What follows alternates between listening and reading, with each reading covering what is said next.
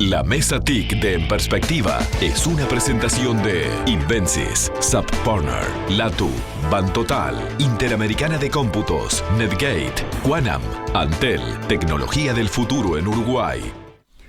¿Se han puesto a pensar cuán conectados estamos a Internet?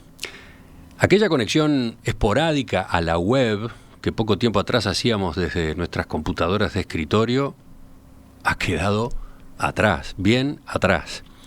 Hoy andamos permanentemente en línea por medio de los dispositivos móviles e incluso por medio de nuestros electrodomésticos o autos particulares.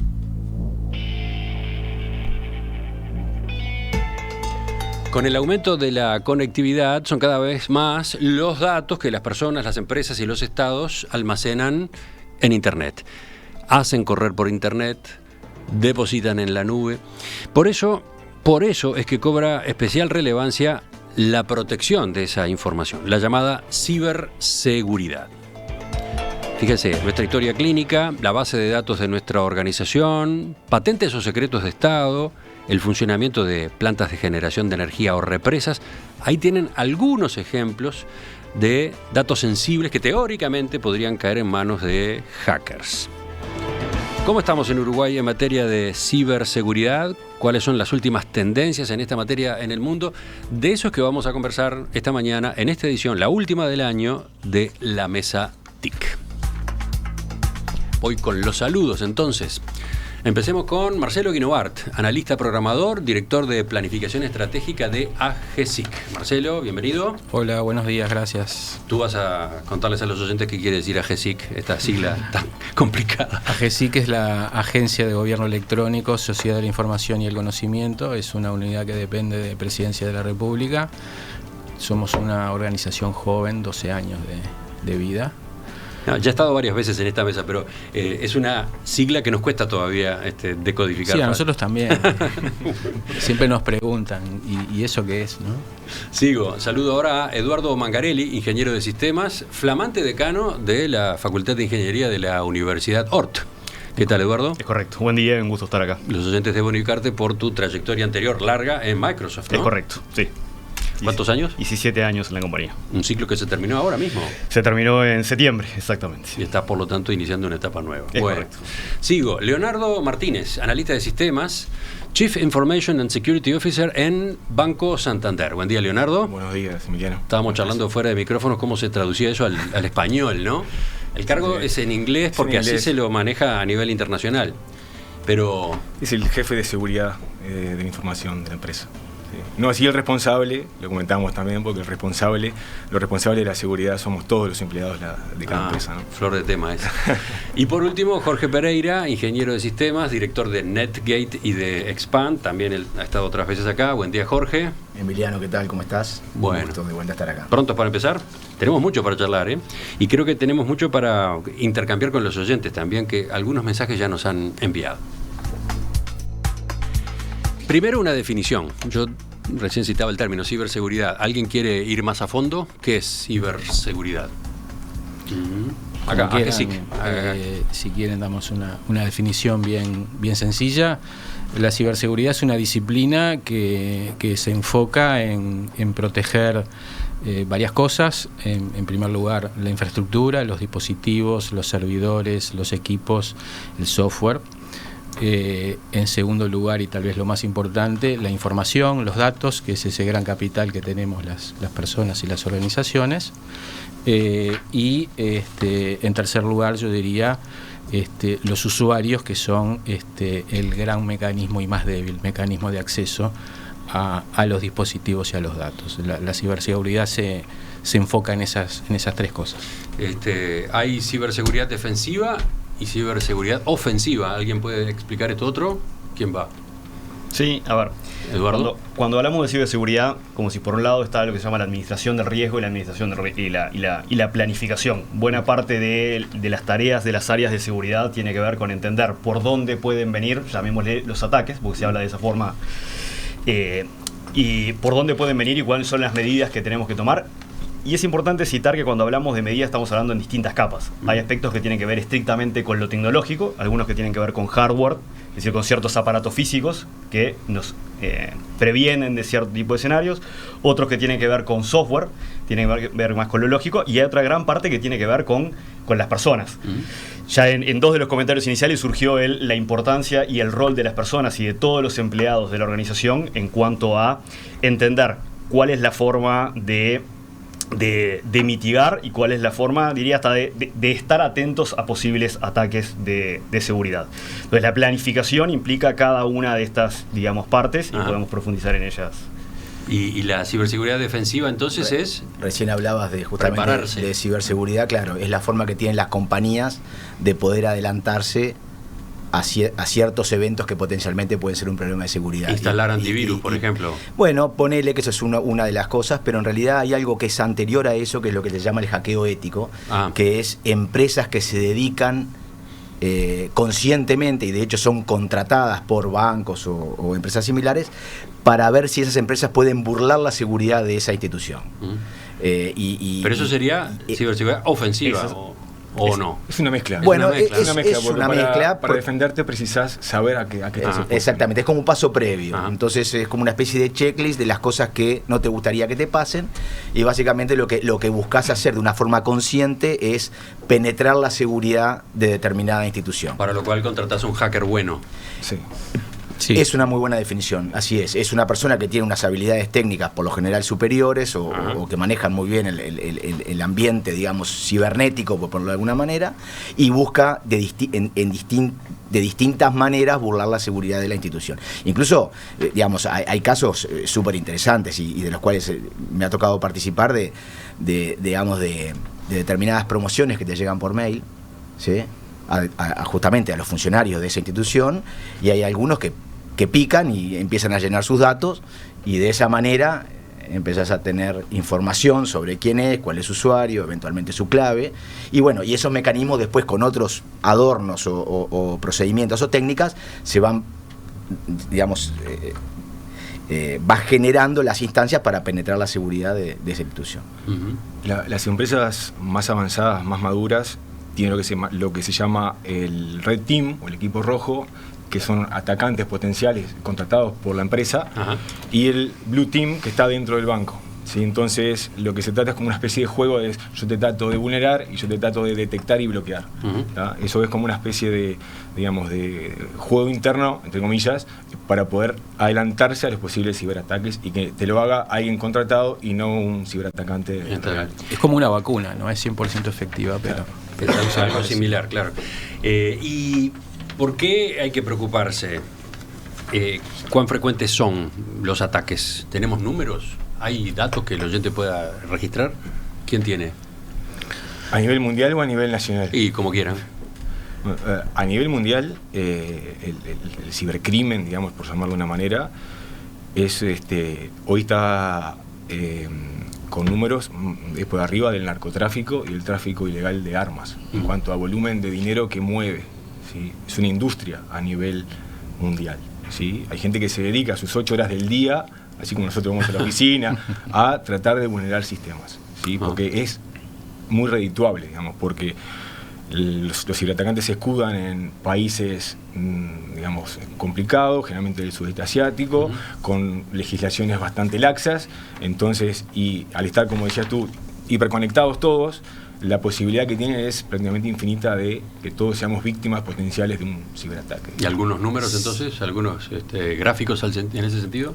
¿Cuáles serían? Mira, yo creo que la representación más importante de lo que es la ciberseguridad a nivel mundial es que en la última reunión de la OTAN, que fue, si mal no recuerdo, hará unos 10 días atrás,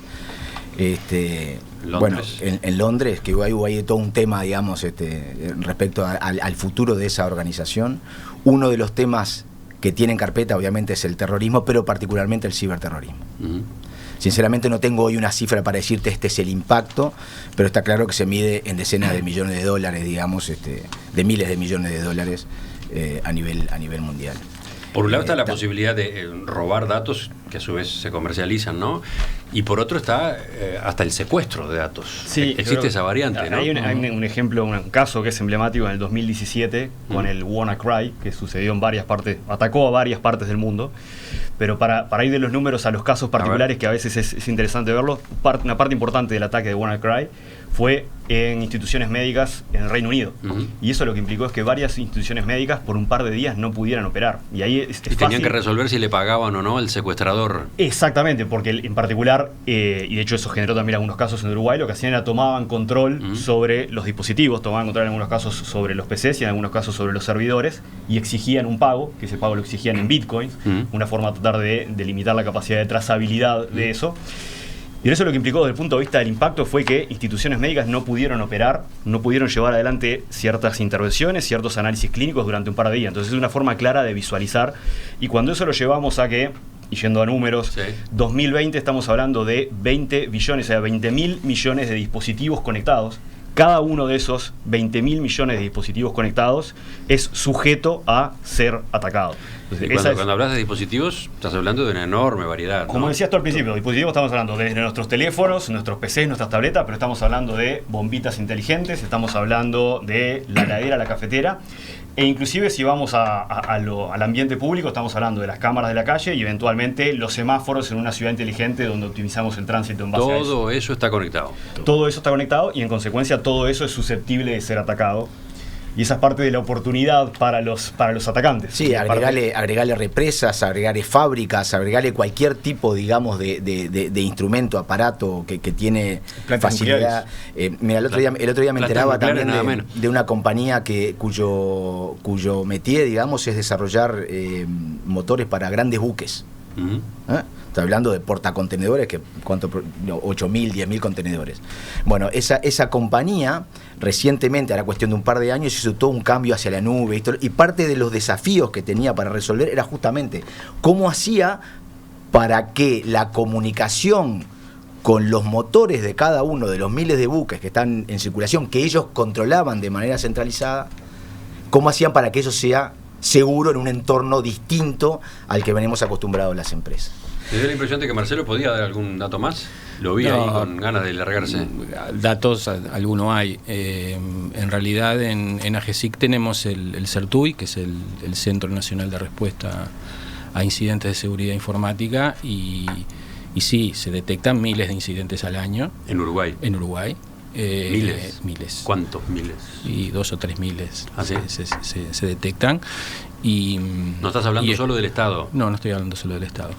Y estamos pensando en los próximos años ampliar la capacidad, tal vez quintuplicar la capacidad, porque, digamos, la velocidad de desarrollo del mundo digital, en particular gobierno digital, pero todo el mundo digital, también el privado, va a imponer ampliar muy fuertemente las capacidades que tenemos en el país. Lo que pasa es que en definitiva lo que está sucediendo es con el tema de la hiperconectividad, pongámoslo de esa manera, y con el hecho de que las soluciones o parte de las soluciones se van a la nube, lo que se le conoce como la superficie de ataque, es decir, qué cosas son vulnerables, aumenta de una manera exponencial. Y claramente, digamos, no todo ese aumento está bien protegido. Por lo tanto, las posibilidades de encontrar mecanismos para vulnerar la seguridad son reales.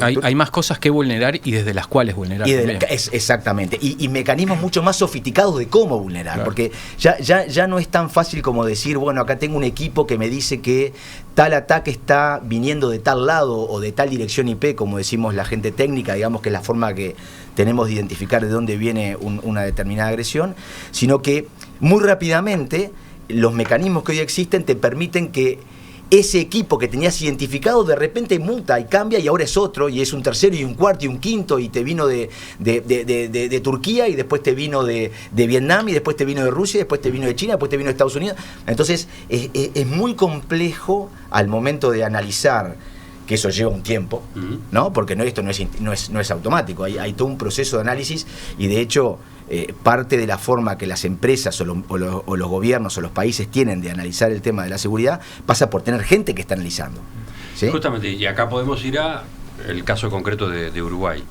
¿cómo estamos en ciberseguridad?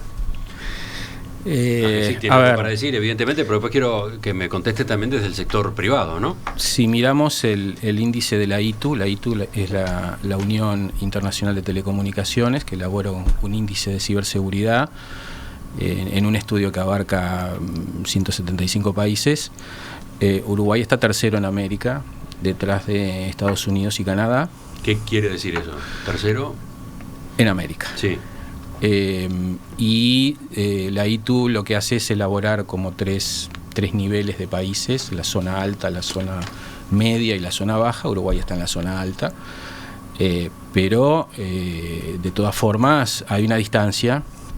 Siendo el primer país en Latinoamérica en ciberseguridad, hay una distancia respecto de otros países del primer mundo. ¿Pero qué significa que estemos bien rankeados? En términos prácticos, ¿qué implica? En términos prácticos, lo que hace la ITU es analizar un conjunto de factores que tienen que ver con la capacidad técnica instalada en el país, la capacidad organizativa instalada en el país, en qué medida somos capaces de coordinar las acciones de ciberseguridad, la capacidad de generar nuevas capacidades asociadas a las nuevas necesidades y también aspectos legales o legislativos.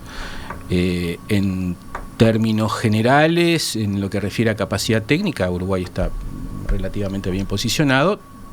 Tenemos algunos problemas, sobre todo... Disculpame sí. que insista, ¿qué quiere decir que en capacidad técnica estemos bastante bien posicionados? ¿Qué es eso de la capacidad técnica? Que tenemos gente que está bien formada, pero no profesionales. Buenos profesionales, pero no lo suficientes. Hay algunos estudios que sitúan la brecha en algunos cientos de profesionales. ¿Cuánto? 600. ¿Están faltando 600? Decía el Que van a informe ser necesarios, serían necesarios ahora y van a ser necesarios en los próximos años, ampliar nuestra capacidad técnica en varios cientos de profesionales, para lo cual hay que ponerse a trabajar. ¿Qué más? AGESIC no se ocupa solo de la ciberseguridad del Estado, ¿no? Uh-huh. A ver, ¿cómo es eso? El CERTUI es un centro nacional. Nacional. No solamente trabaja y monitorea sitios del Estado, monitorea más genéricamente, y tiene grupos de colaboración en ciberseguridad con sectores como puede ser el financiero o la salud. Pero, por ejemplo, para llevarlo de nuevo a términos prácticos, el CERTUI detecta un ataque que puede estar sufriendo un banco. Y sí, puede detectarlo. Sí. Claro. Y si no lo detecta es notificado, ¿no? Y si no lo detecta es notificado. Para recopilar la información y tener un panorama más claro de qué es lo que está sucediendo. Puede detectarlo o puede detectarlo la propia institución y comunicarlo al CERT. El CERT además tiene un grupo operativo, que es el SOC, que está operativo hace un par de años. SOC quiere decir Centro Operativo en Seguridad, en este caso ciberseguridad, y es desde allí que se hace un monitoreo constante. Uh-huh. Y cuando ustedes están en conocimiento entonces de un caso de ataque, se colabora. ¿qué papel juegan? El papel de colaboración, el papel de autoridad nacional, el papel de recomendar acciones, pero básicamente de colaborar con la institución que está siendo afectada. Sigamos viendo cómo estamos en Uruguay. A ver, Jorge, tú estás en una empresa dedicada a comunicaciones. Sí, ¿no? Tú sabes que escuchaba recién a Eduardo hablar de los ejemplos, digamos, que hay en el exterior y lo demás, y escuchaba a Marcelo también hablando del caso de Uruguay. Nosotros como compañía hemos recibido al menos 4 empresas que fueron hackeadas en un modelo... A ver, estamos hablando de empresas que tienen el servicio de acceso a Internet provisto por Netgate, por ejemplo. No necesariamente, digamos, nos identifican como una empresa que estamos en el rubro, y de hecho lo es, entonces nos llama para pedirnos determinado asesoramiento. Y en estos 4 casos, 3 lo recuerdo muy bien, el cuarto es un poco, capaz que tiene algún tiempo, pero eran de esas empresas que le encontraron una vulnerabilidad en su sistema de seguridad y le terminaron de encriptar la base de datos de los clientes.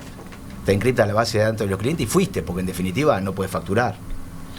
Esa es una posibilidad. Entonces, se la encriptan y le reclaman el rescate. Se la encriptan, te mandan el mensaje, mirá, aquí está, y te mandan un par de pruebas de vida, como por ejemplo, esta es la clave que usé para entrar. Entonces son cosas que como empresa podés validar que es correcto, y te dicen, bueno, mirá, ¿sabes qué? Anda a tu base de datos y fíjate que vas a querer entrar al archivo. Tratá de facturar, te dicen. Es imposible, porque claramente los sistemas para poder facturar tienen que tener información que sea legible, y eso lo que te le hacen es justamente ilegible. posible. De hecho es interesante, perdón, para describir el caso. ¿Y esos son casos acá en Uruguay? Sí, pero varios. Y te estoy hablando de los que hablan, porque hay otros que no hablan porque el daño es peor, porque se supone que son instituciones que tienen que tener una seguridad impenetrable, entre comillas, y sin embargo hay mecanismos como para burlarla. Protegen del daño de imagen. Pero es interesante, en ese tipo de casos, parte de lo que sucede es que encriptan la información y no tienen acceso a la información. No es que puedan acceder a la información y leer la información, sino lo que hacen es la bloquean de una forma que solamente ellos la pueden desbloquear. Entonces, si querés acceder a eso, yo soy el único que te lo puedo desbloquear. ¿Cuánto vale para vos volver a acceder a tu información? Entonces, eso te lleva a cuáles son las políticas que tiene la empresa para enfrentar esos casos. Porque hay un dato, ¿no? Es imposible pensar que uno es absolutamente inviolable en términos de seguridad. Entonces ahí empiezan los mecanismos de respaldo, cómo recuperar hasta el último dato más actualizado. En fin, hay otras derivaciones que tiene el tema de la ciberseguridad, más allá de la ciberseguridad en sí misma. Disculpame, pero te voy a contar. No, tranquilo. No, a ver, en ciberseguridad se dice que hay dos tipos de empresas, ¿no? La que fueron hackeadas y la que no se han dado cuenta. Está muy bueno. O sea, todas han sido hackeadas. En mayor o menor medida, sí. El tema es poder responder rápidamente, poder detectar rápidamente y responder rápidamente. Ese término nuevo de resiliencia, de poder recuperarse ante un ataque, eso es fundamental. Porque tarde o temprano alguien va a querer entrar y posiblemente algún daño potencial puede hacer. Entonces las empresas tienen el desafío de plantear planes para recuperarse rápidamente. Ante un ciberataque. Mira, te voy a dar otro dato que me parece que es interesante, que es bien representativo de hacia dónde vamos. En todo caso, después me gustaría hacer unas pinceladas de dónde estamos y hacia dónde vamos. Pero para el 2022, o sea, en términos empresariales, pasado mañana, el 75% de las bases de datos van a estar o van a ser creadas en la nube. Eso quiere decir... Recordemos lo que significa eso, Eso ¿no? quiere que decir esa base de datos no están físicamente en la empresa. Que la información crítica de la organización sale del data center o de un lugar que ellos consideran que es muy seguro y pasan a algún lado del mundo, en algún data center provisto por alguien, con algo en el medio que las une que es inseguro. ¿Qué es eso? La Internet. Entonces... Hoy cuando tú tenés una organización, yo te diría que la general de la ley, más allá que hay otras organizaciones que están en otro estado, pero vos tenés que las empresas se consideran una fortaleza. Ellos dicen, bueno, desde esta puerta para adentro la cosa es segura, desde esta puerta para afuera tengo entre comillas al enemigo o a alguien que tengo que monitorear para dejar pasar por esa puerta. Y básicamente lo que tienen es un centinela con un montón de reglas, eso se le conoce firewall en el entorno de las empresas, que dice a quién deja entrar y a quién deja salir a través de esa empresa. Es decir, que pasa del ambiente a través de esa puerta, quise decir. Firewall es el término en inglés, cortafuegos, digamos. Cortafuegos en español, pero es básicamente un equipo que lo que hace es capaz de analizar lo que entra y lo que sale, y por lo tanto se asume que si ese equipo está bien configurado, entonces lo que entra es seguro, ¿verdad? Y por lo tanto lo que está dentro de esa empresa es seguro. ¿Qué es lo que pasa? Empezó a pasar hace unos 4 o 5 años atrás, capaz que algún año más, pero cada vez con más virulencia. Empiezan a aparecer lo que se llama las aplicaciones SaaS. SaaS. Claro, por ejemplo. Sí.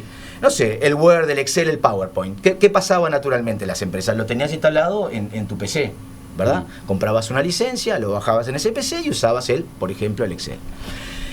Con el advenimiento del Office 365, que es una solución de Microsoft, las empresas empezaron a ver que tenía un resultado económico y un tema de experiencia del usuario positivo el hecho de que esa aplicación saliera de la organización, de esa zona segura, ¿sí?, dentro de ese data center, y estuviera alojado en la nube. ¿En dónde? En los servidores de Microsoft, que naturalmente es un lugar que uno considera seguro, porque Microsoft es lo que es. ¿Está bien? Ahora, ¿qué hay entre medio del usuario, el que usa esa aplicación, y esos servidores de Microsoft o aplicación 365? Tenés un entorno no seguro, ¿que cuál es? La Internet. Entonces, como compañía, pasaste de estar en una zona de confort en el cual vos decías, bueno, esta puerta o este firewall o este centinela a mí me protege de todas las vulnerabilidades posibles. ¿Por qué? Porque estaba todo dentro de tu lugar.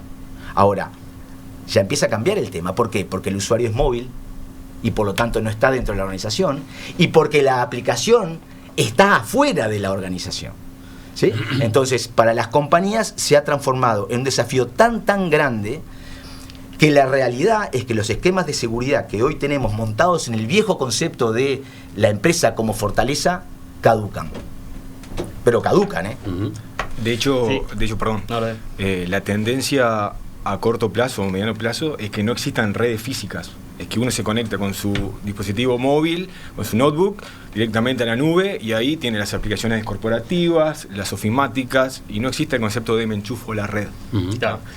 Pues para el escenario que describías, que efectivamente es parte del desafío, la empresa que tiene buena parte de sus sistemas y que depende de la nube, ese desafío de la conexión, hay mecanismos para proveer conexiones seguras. Absolutamente. Entonces, existe algo que se llama las VPNs, las Virtual Private Networks, que es una forma de establecer una conexión segura entre el dispositivo, ya sea el teléfono o el laptop del usuario, con ese data center que está en alguna parte del mundo. Claro, en definitiva, y esto para ponerlo en términos, digamos, de una suerte de máxima, pongámoslo de esa manera, la Internet es hoy a las empresas lo que la red era antes a las empresas. Es decir, la Internet pasó a ser tu red corporativa. Y por otro lado, lo que antes era el data center de las empresas, ahora pasa a estar sustituido por lo que es las soluciones en el cloud. En la nube. ¿Sí? Sacar el oyente es que todos estos avances tecnológicos han generado dos grandes negocios. El de los hackers y el de las empresas de seguridad informática. Ciberseguridad, ¿no? Sí. Ahora Yo complementaría eso, que trae un enorme beneficio para las empresas y para la sociedad. No, ya lo sé, por eso. Pero a cambio de esos grandes beneficios, a gran practicidad, etcétera, se generaron dos negocios. Correcto. Uno malo, entre comillas, el otro bueno, y en el bueno, a su vez, una cantidad de desafíos, ¿no? Me gustaría, por ejemplo, ver enseguida, cuando retomáramos esta conversación, qué está pasando en el Uruguay en cuanto a formación de recursos. ¿Dónde se están formando, no? Esos, ¿cuánto faltan? ¿600? ¿O van a faltar 600? ¿De dónde van a salir? En fin, de esos y otros temas charlamos enseguida.